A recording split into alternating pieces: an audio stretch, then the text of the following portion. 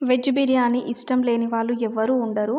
దీన్ని చాలా ఈజీగా చేసేసుకోవచ్చు. ఫస్ట్ కడాయిలో ఆయిల్ వేయాలి. ఆయిల్‌లో ఆనియన్స్ వేసేసి డీప్ ఫ్రై చేసి పక్కన పెట్టేసుకొని, ఆ తర్వాత మిక్సీ జార్‌లో పచ్చిమిర్చి, కొత్తిమీర, కారం, పసుపు, సాల్ట్, పెరుగు అన్నీ వేసి మిక్సీ పట్టేసుకోవాలి. తర్వాత మనం రైస్‌ని 70% కుక్ చేసుకోవాలి. దానికోసం ఒక భగవానిలో వాటర్ వేసి దానిలో మసాలా దినుసులు వేసి వాటర్ అనేది బాగా మరిగాక అందులో మనం రైస్ వేసుకోవాలి.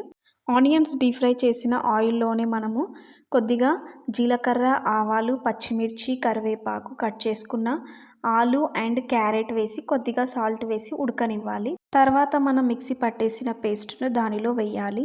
కొంచెం బాగా ఆయిల్ అనేది పైకి తేలేంత వరకు దాన్ని ఉడికించుకొని, ఆ తర్వాత లేయర్స్ వైస్‌గా రైస్ వేసేసుకోవాలి. ఒక 15 మినిట్స్ లో ఫ్లేమ్‌లో ఉంచేస్తే మనకు tasty veg biryani ready. So, అప్పటికప్పుడు చాలా ఫాస్ట్‌గా చేసేసుకోవచ్చు. ఎక్కువ ఇంగ్రీడియెంట్స్ అవసరం లేకుండా చేసేసుకోవచ్చండి. టేస్ట్ మాత్రం చాలా బాగుంది. మీరు కూడా ఒకసారి ట్రై చేయండి. సో, ఈ వీడియో నచ్చినట్టయితే లైక్ చేసి ఛానల్‌ని సబ్స్క్రైబ్ చేసుకోండి. Thank you.